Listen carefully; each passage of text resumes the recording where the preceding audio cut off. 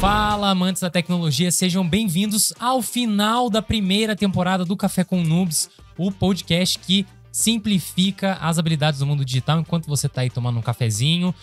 Tô triste, mas tô feliz. Mas que acho que a gente fez uma temporada bem legal, a gente passou por vários temas para desde que você entrar na área de tecnologia, quais são as principais habilidades. A gente falou de temas que são muito comuns para quem tá começando, falamos de qualidade de código. Você é quase um dev, né, Breno? Eu já programei, ó.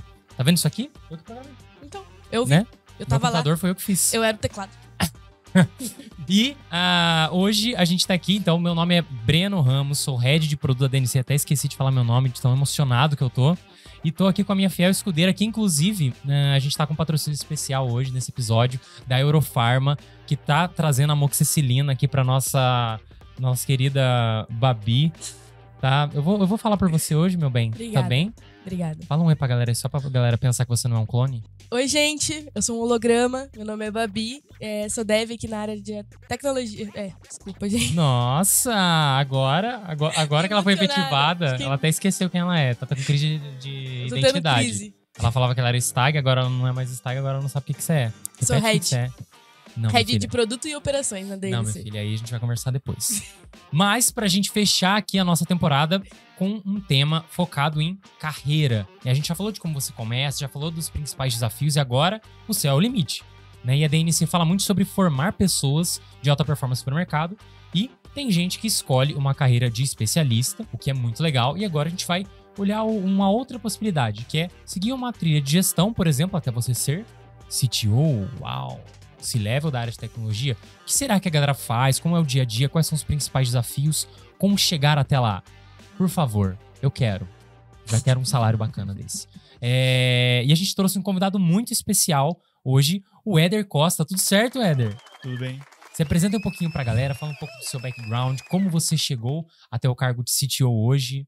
Bacana. Primeiro, obrigado pela oportunidade. Obrigado por poder distribuir um pouquinho da minha história. Espero que ela seja boa, né? Com certeza. Para alguém. Bem, eu comecei a minha carreira bem novinho, acho que por volta de 2003, 2004 eu já estava no mercado de tecnologia, comecei como professor em cursos de tecnologia. Ah, que legal. Acho que a gente teve a primeira escola em São José dos Campos a oferecer um curso que era chamado de Web Designer, e era o famoso. Agora a gente faz site, o que faz? Eles evoluíram um curso e virou Web Design Developer, e não mudou nada na grade. Mas o nome ficou muito mais bonito, e para fechar com chave de ouro, eles colocaram algumas tecnologias que hoje são legais, tipo ASP. A gente dava aula de ASP.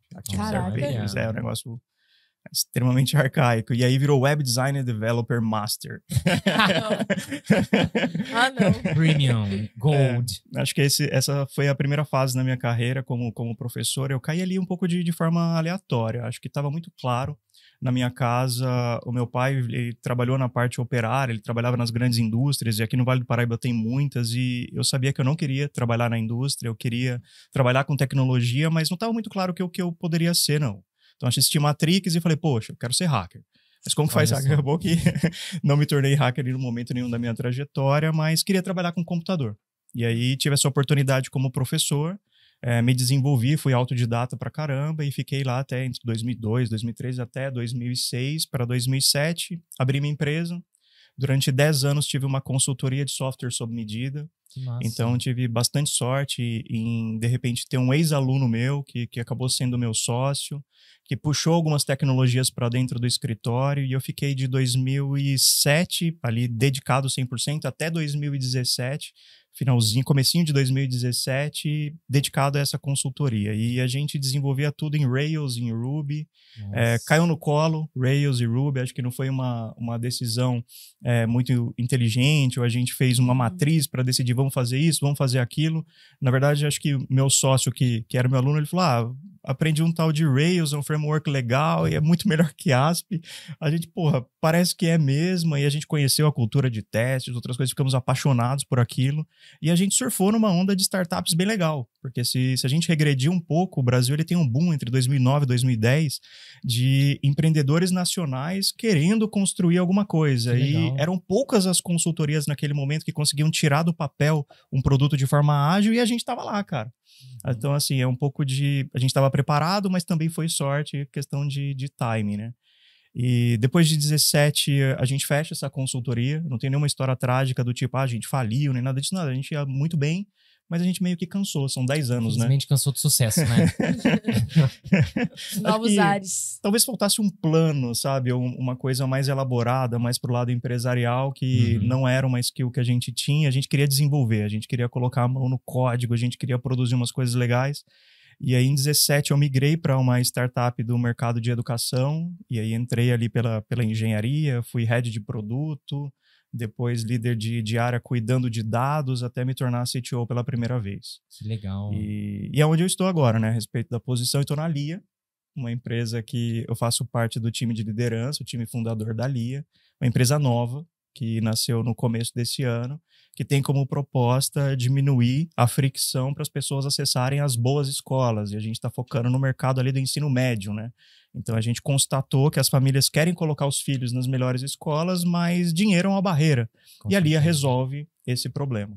Então essa é a nossa proposta, é onde eu estou nesse momento. Que legal, cara. A gente fala muito de acessibilidade aqui na DNC, né? A gente também, eu como head de produto, a gente está sempre tentando diversificar o nosso portfólio para a gente conseguir atingir um público maior, né? E a gente fala muito sobre criar conteúdo gratuito de qualidade também, né?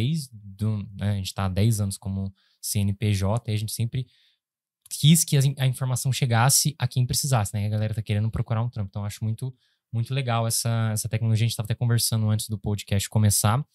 Mas, poxa, muito legal essa história, Éder. Acho que é meio doideira, né? Que você foi de professor para consultoria, para empreendedor, e depois entrou numa startup, viu ela crescer e agora tá num desafio novo, montando uma outra startup aí do começo.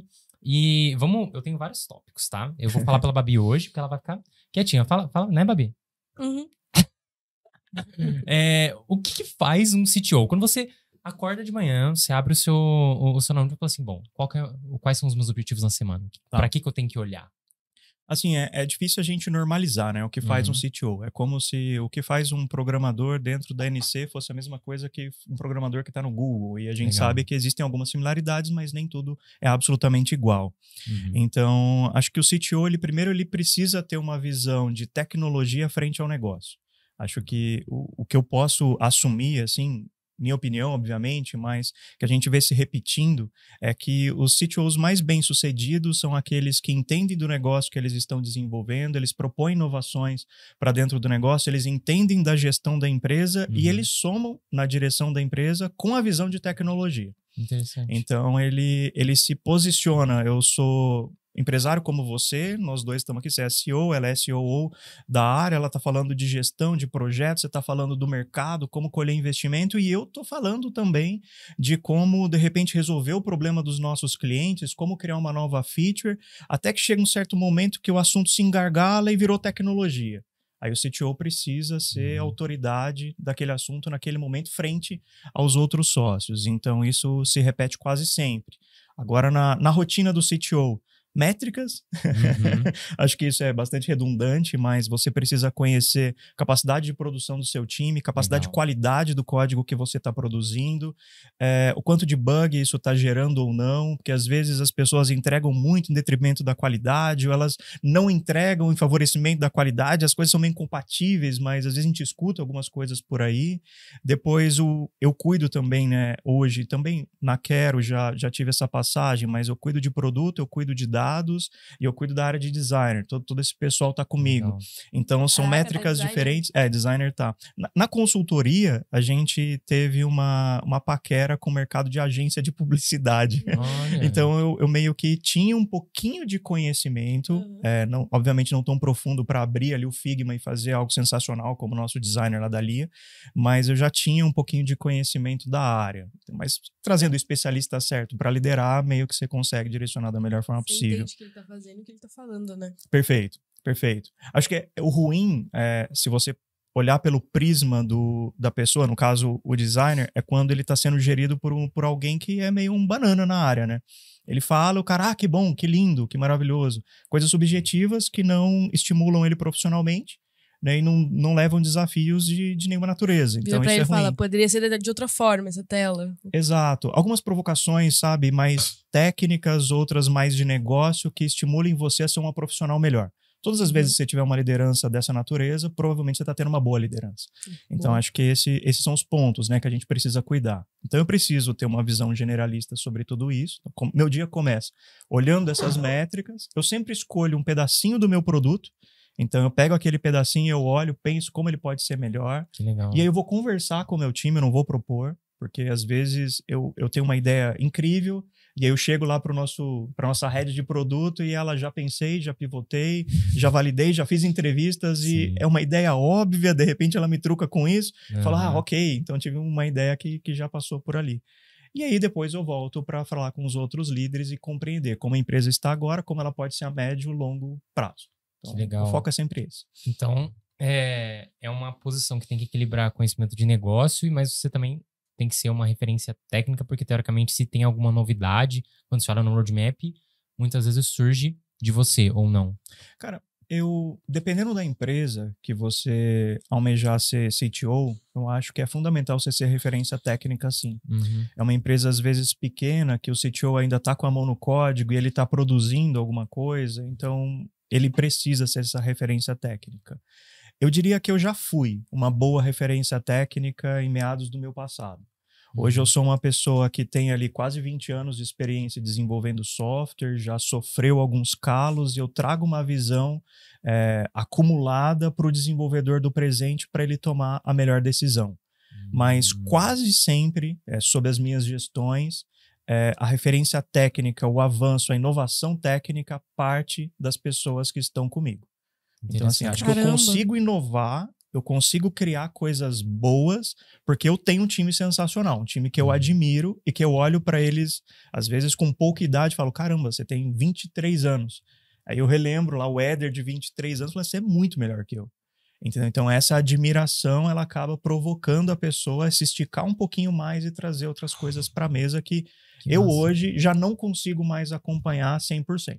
Mas é óbvio que leio muito código. Então, você pergunta, na Lia, o Éder escreve código? Ou até na empresa anterior, o Éder escrevia código? Na empresa anterior, no começo da minha carreira, 100%, porque eu entrei pela engenharia. Mas depois não. Mas eu nunca deixei de ler código. Então, cada pull request que os caras abrem ali, dentro dessa minha rotina na semana, eu fico ali meio período lendo o que eles estão escrevendo, descobrindo coisas novas, estudando e depois conversando com eles, para me manter atualizado. Porque, de novo, eu não quero ser aquele profissional que fala, você tá feliz, que bom que você tá feliz e vamos trabalhar isso e porque se você não estimula ninguém. Se você tem como principal objetivo caminhar, evoluir o seu produto, você precisa entender primeiro como é que ele tá hoje, né? E quando você vai criando, né, à medida que as squads crescem, cara, você não consegue acompanhar todas as releases que a galera tá fazendo, então acho que isso é importante na rotina. Exato. E eu ia te perguntar sobre, você tocou nesse ponto, né, do que você fazia lá na antiga empresa, que estava um scale-up, e agora, para a empresa que você está montando o time, está estruturando o seu produto, quais eram as principais diferenças nas suas preocupações, sendo CTO de uma empresa que está em scale-up, que já tem um produto consolidado, e agora que você está aí validando o mercado, conseguindo os primeiros clientes? Boa. É completamente diferente, assim. Legal. É outro bicho, eu achei que eu trabalhava muito na empresa anterior, quando eu entrei na nova, eu falei, caramba, eu acho que vou precisar trabalhar o dobro. Os desafios, o mato é muito alto, sabe? Você tem oportunidade em 360 graus. Na empresa que já estava consolidada, a gente herda decisões do passado no presente que você precisa resolver, o famoso software legado. Então você tem uma série de débitos técnicos assumidos, uma empresa que cresceu, e eu vejo tudo isso com bastante mérito, né? Eu acho que pra gente, eu cheguei a ter um time ali próximo de 200 pessoas comigo. Caramba! Então, foi bem legal. Então, 200 devs? 200 no time que eu estava liderando. Naquele momento tinha também dados, tinha data engineering, tinha data science, estava tudo junto. O total dava aproximadamente 200. Mas ela chegou a passar de 200 sob outra gestão, né, do antigo CTO.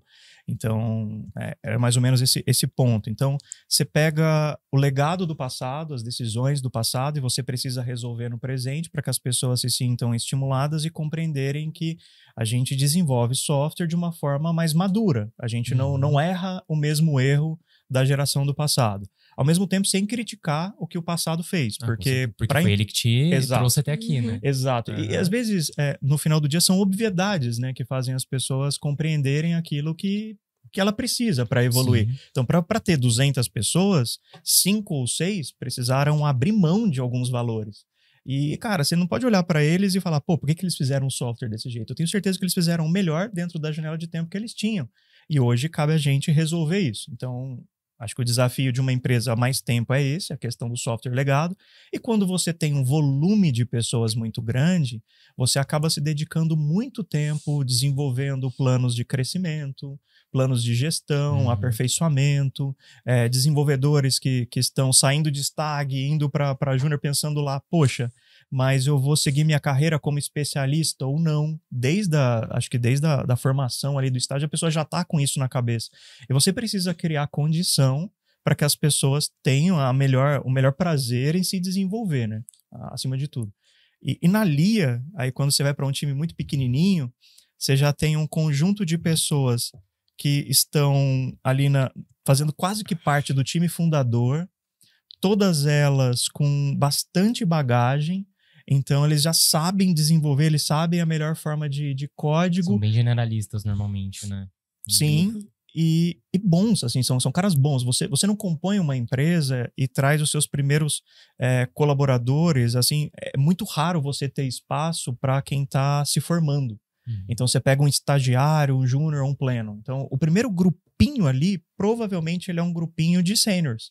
Então você tem menos conversa a respeito de arquitetura de software, sobre como vai ser, e muito mais conversa de qual é o mínimo esforço necessário para a gente atingir o impacto, validar essa ideia, e então definir se a gente vai investir mais tempo nisso ou não. Que massa. Então é muito mais o pé no negócio do que necessariamente dentro da engenharia. E aí você precisa buscar também pessoas que gostem tanto de sucesso do negócio, tanto de impactar pessoas, quanto desenvolver software. Entendeu? Enquanto um time com 200, você passa a ter muito mais espaço para as pessoas que gostam mais do software em si. Mesmo eu não consigo concluir que haja uma distinção disso, mas você pode ter uma pessoa que gosta muito mais do software do que de impactar o cliente. Porque tem espaço para um especialista, tem um espaço para normalizar os dados, tem espaço para uma série de outras coisas. Então, querendo ou não, quem diferença. tá com a mão no software também impacta o cliente, né? 100%. Você tinha falado sobre tá gerindo pessoas que estão começando, daí não sabe se vai para especialista, se vai para um cargo de gestão. Você num cargo de gestão, porque essa foi a minha maior dúvida na hora que eu tava escolhendo, assim, o caminho que eu ia seguir. É porque a minha visão pode estar até um pouco errada, né? Porque eu vejo a pessoa que tá numa liderança em tecnologia que ela não coda direito. Tipo, não é que não coda direito, gente, mas é que ela não, de fato, fica ali codando, resolvendo problemas com códigos. Mas ela tá muito mais à frente de pessoas do que sobre processos. E eu vejo o especialista como ele está à frente de processos. Então, o líder, de fato, ele tá ali para muito mais sobre pessoas, porque ele tem que... É aquilo, né? Tipo, uma vez me perguntaram aqui dentro da DNC se eu prefiro ser a pessoa que, numa partida de vôlei, se eu prefiro ser a pessoa que levanta a bola ou a que faz ponto, né? Geralmente é isso, porque, querendo ou não, o sucesso do líder é quando o liderado tá tendo sucesso, né? Tanto que um antigo líder meu aqui, o André, ele virou pra mim e falou assim, é muito mais legal virem te elogiar pra mim do que eu ser elogiado, porque aí eu vejo que tá tendo resultado no que eu tô fazendo. Então eu vejo muito mais sobre pessoas a liderança. E de fato é mais sobre pessoas ou também tem a parte técnica? Eu sei que você já respondeu isso, você não é referência técnica, mas ela existe no seu dia a dia? Ela existe. Eu acho... Aí trazendo minha experiência para a mesa, né?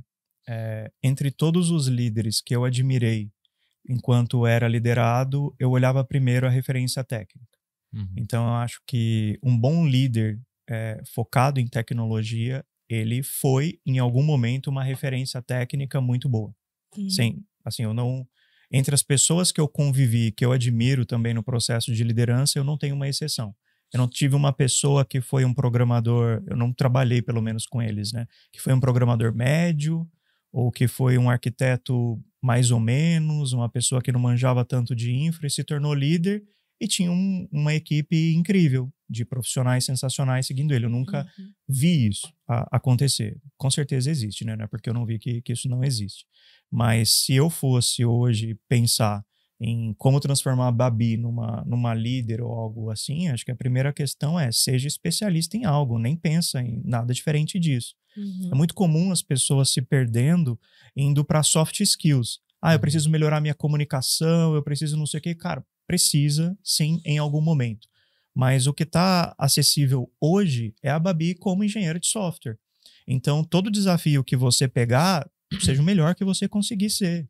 Seja diferente, tem um diferencial frente a seus colegas e a seus pares. Total. Até porque, naturalmente, de forma horizontal, você vai passar a ser referência para eles, ou na postura, ou na condução, nos desejos. E no futuro muito próximo, a sua bagagem vai estar tão recheadinha que você pode olhar e falar, poxa, acho que eu quero liderar alguém, porque indiretamente você já está liderando pela forma que você conduz o seu código, pelos seus comentários no pull request, pela forma que você fala com o gerente de produto sobre colocar uma solução adicional, pela forma que você conversa com o time de designer, de deixar aquela tela mais simples e mais assertiva para o cliente final. Como você falou, no final, todo mundo impacta o cliente final, sem exceção. E o que eu quis dizer é que às vezes a pessoa ela gosta de produzir mais software e olha menos para o lado do cliente. Então, uma empresa nova, você precisa que a pessoa olhe muito para o lado do cliente. Mas numa empresa um pouco mais ampla, você pode olhar um pouquinho menos nesse aspecto.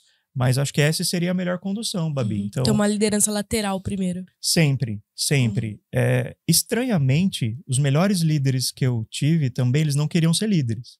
Assim, isso se repetiu muitas e muitas vezes. E repetiu nas empresas que eu passei, que eu promovia as pessoas a líderes. E as pessoas falavam, poxa, eu acho que eu não me sinto preparado, eu não me sinto tão líder. Ele, inevitavelmente, já era líder da engenharia inteira, e ele não sabia. Ele falava alguma coisa no Slack, a thread dele já corria, o pessoal parava para ler. Ele resolvia o código, as pessoas estavam lendo como ele resolveu. Ele já era um líder, pelo exemplo. Aquilo que eu falei, se torna uma especialista, que o processo de liderança ele sai de forma orgânica, ele vem no vácuo. E aí quando eu falava, Babi, vamos ser líder nesse exemplo, ela falava, não, mas eu não me sinto tão bem preparado, porque eu não me comunico tão bem quanto o Guinho, o Zezinho ou o Luizinho. Aí você fala, cara, mas isso não é necessariamente 100% do trabalho da liderança. É óbvio que você vai ter que conversar com as pessoas, até para voltar àquilo que eu disse. Qual que é o trabalho do CTO? Ele precisa ser referência técnica frente a outros diretores. Então você vai ter que vender o seu ponto de vista. Você vai ter que articular suas ideias ali muito bem. Mas isso é mais adiante, entendeu? Nesse momento você já é líder. Agora você vai herdar outras rotinas que, dependendo da empresa, envolve o one-on-one, carreira, uma série de outras coisas. É teu posicionamento antes de estar, de fato, sentado na cadeira, Exato. né? Excelente definição. Acho que a gente usa bastante aqui, né, Breno? Esse é o ponto, entendeu? Esse é o ponto. E eu não presenciei também uma exceção do cara falar, eu quero ser líder desde o começo no estágio. Na empresa anterior, eu era responsável por contratar os estagiários e cuidar deles, que era uma forma de eu estar em contato com o time de desenvolvimento, com a galera que está nascendo, que está brotando dentro da empresa. E às vezes eu percebia que quando o estagiário ele tinha uma dificuldade de evoluir tão bem quanto o estagiário que entrou junto dele, ele cogitava. Ele falava, acho que eu poderia ir para produto. Acho que eu poderia ir para gestão. Obviamente isso não era tão declarado, mas estava claro que ele estava tendo uma dificuldade, ele estava com dúvida se ele seria o cara, e aí ele estava enveredando para o outro lado como se para produto ou algum tipo de gestão ele não precisasse saber daquilo. O que não é uma verdade. Você vai precisar saber daquilo. Provavelmente você não vai ser um bom gerente de produto se você trilhar o caminho técnico, porque existem vários caminhos para você ser um bom gerente de produto, sem ser um bom técnico. Então é inevitável, uma coisa levando a outra. E aí, Éder, pra gente fechar o nosso episódio, a gente sempre traz um quadro que se chama Verdades ou Mitos. Então, falando muito sobre o tema, que é alcançar cargos altos aí na área de tecnologia, como um cargo de CTO, a gente tem 3 afirmações aí pra vocês, eu vou falar e você vai falar se é uma verdade ou se é um mito. Eu ia falar pra Babi falar, mas ela tá doente hoje, né, bebê? Hoje eu tô de break. Não me aguentou, eu não aguentou a temporada inteira, agora ficou doente, né? Eu queria ter testado hoje, mas não consegui. Minha filha, com certeza. Agora foi efetivado, vai querer ser testado, agora... pelo amor de Deus. Mas vamos lá, Éder. Tem que falar pra ele tomar cuidado pra não ser cancelado. Sim. Isso daí é de lei. Isso daí o Breno fala sim, sempre. Né? A gente teve quantos convidados foram cancelados? Metade da temporada. Eu diria 95%. Alguns já fugiram contando do país, com o Breno. Alguns já estão, né? Já foram aí pro leste europeu se esconder. Mas enfim. Mas eu vejo que o Éder é um cara corajoso. Com certeza. Então... Vamos lá, qualquer coisa a gente tem um contato de um jurídico muito legal pra passar pra você depois. Boa. Mas vamos lá, Éder. Primeira afirmação. Pra você falar pra mim se é verdade ou mito. Pessoas com cargos altos na área de tecnologia não precisam programar. Isso a gente falou um pouco. Depende muito do estado da empresa, né? Eu acho que estica programar com colocar a mão mesmo, ser hands-on. Ali eu não estou programando, mas eu estou criando muita coisa no código que é paralela para a experimentação.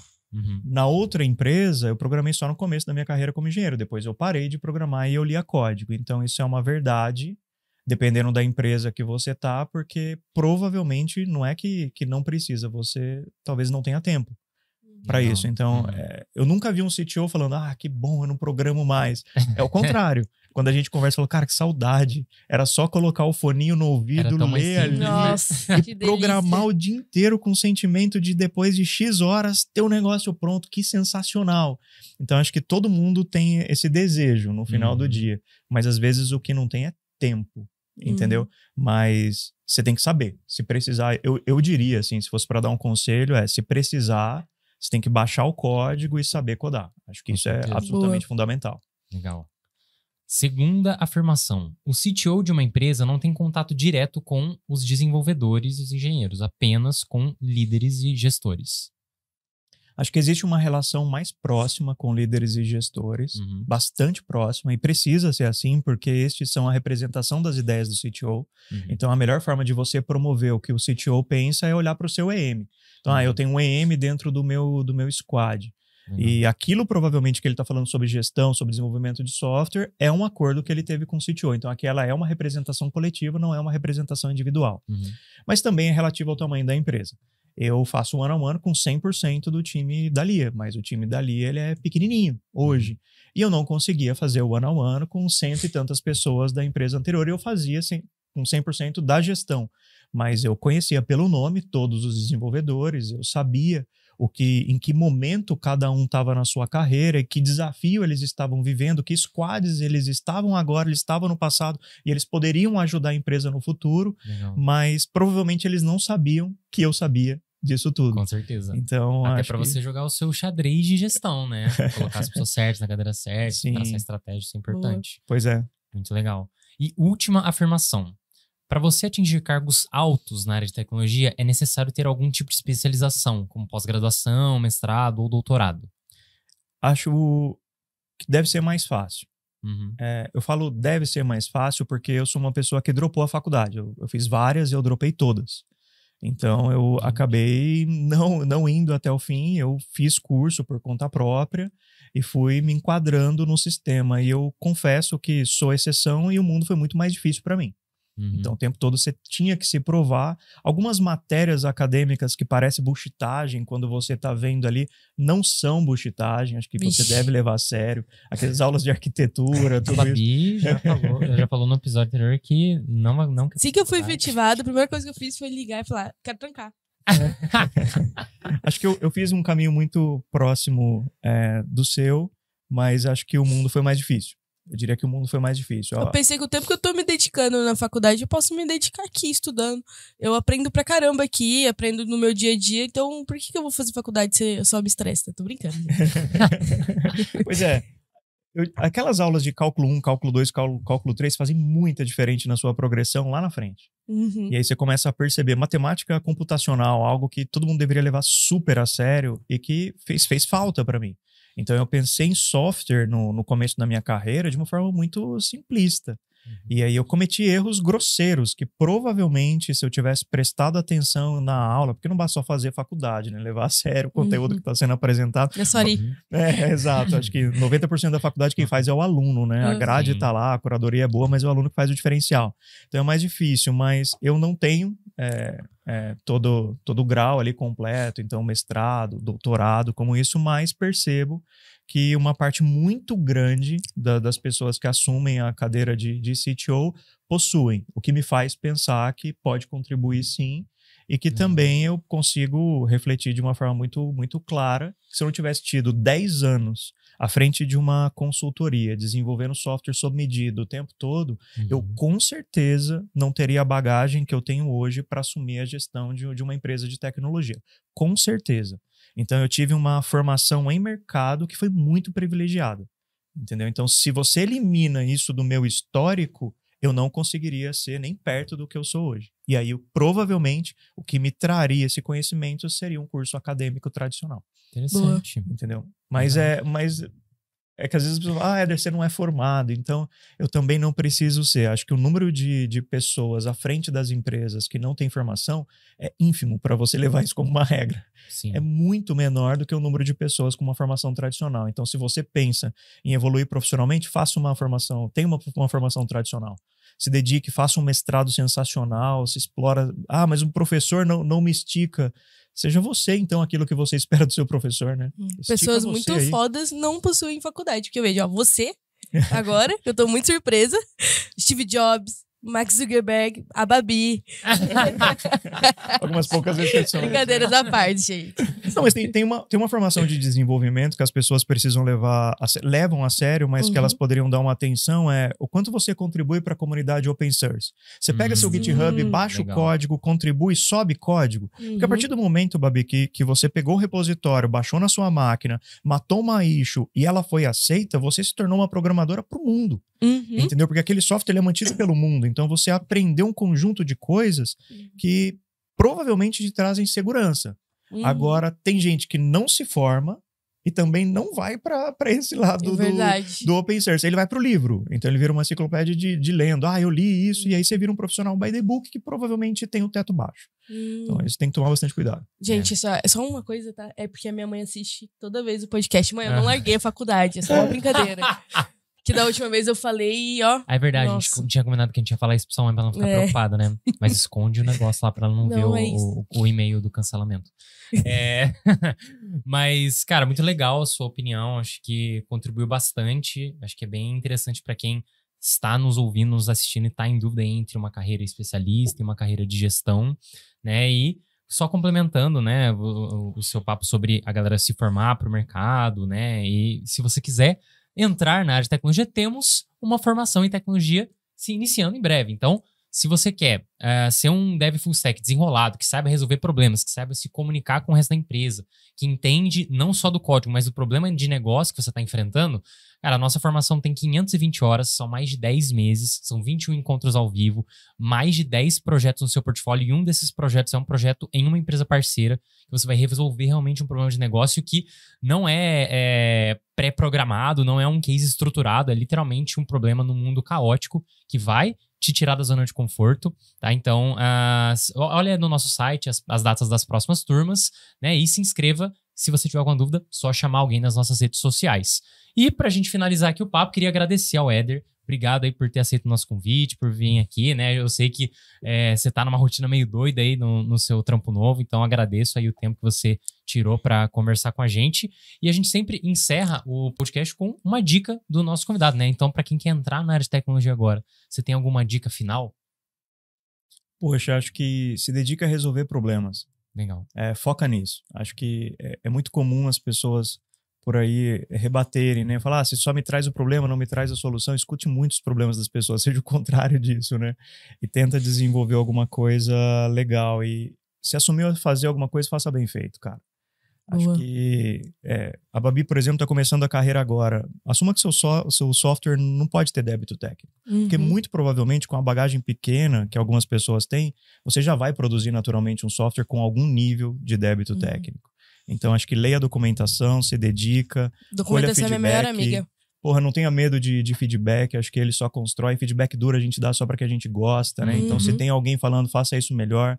Olha isso com bastante carinho, cara. Acho que isso é fundamental. Entre os profissionais que eu admiro e tenho o prazer de ter na minha equipe, eles só levantam da cadeira com a solução adquirida e, cara, isso é ótimo, é incrível. Então, seja este nível de profissional que, com certeza, o seu futuro vai ser muito bom. Caraca. Excelente. Muito bom, hein? Tô inspirado, você tá na minha mesa pra pegar 50 buffers. Caramba, Babi, que temporada, hein? Demais, Queria agradecer você também por ter me acompanhado. A galera que tá aqui fazendo a edição, tá? A galera tá sempre no corre aí com a gente, virando as madrugadas aí pra editar tudo e deixar tudo bonitinho pra vocês. Obrigado a toda a equipe aqui da DNC também, que fez esse projeto acontecer. vai ter uma segunda temporada muito em breve, pessoal. Queria agradecer a todo mundo que nos ouviu, que nos acompanhou. Vamos ter que aguentar o Breno mais uma temporada. Então, assim, a gente já ia fazer a segunda temporada aqui direto, mas a Babi tá doente, então a gente vai dar umas 2 semanas pra ela ou se recuperar, ou a gente vai colocar um implante com aquela voz do Pedro Sampaio, pra ela falar aqui num autotune legal, que já é quase um robô. Tá? Então, muito obrigado por você que tá acompanhando a gente. E, claro, não posso terminar sem fazer o jabá, né? Se você está assistindo a gente no YouTube, se inscreve no canal, ativa o sininho para receber as notificações. Tem muito conteúdo legal para você que quer migrar de carreira, que quer aumentar sua performance no cargo que você já tá. Então tem conteúdo saindo quase que diariamente aí no YouTube, não só o podcast, mas o nosso podcast também tem episódios semanais. E se você tá ouvindo a gente pelo Spotify ou por outra plataforma aí de podcast, se inscreve. Também ativa as notificações para toda vez que tiver um novo episódio você ser avisado. E muito obrigado a todos. Até mais, até a próxima temporada e vejo vocês muito em breve.